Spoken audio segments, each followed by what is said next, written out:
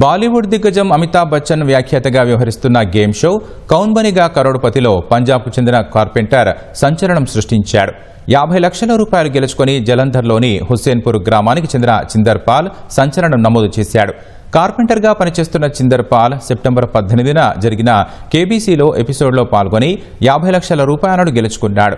5 సంవత్సరాల నుంచి కేబీసీ కోసం ప్రయత్నిస్తున్నారని, చివరికి ఈ ఏడాది అవకాశం వచ్చిందని చిందర్ పాల్ చెప్పారు. ఎగతాళి చేస్తారని ఎవరికీ చెప్పకుండా రహస్యంగా చదువుకుంటూ కేబీసీకి సిద్ధమైనట్లు పేర్కొన్నాడు.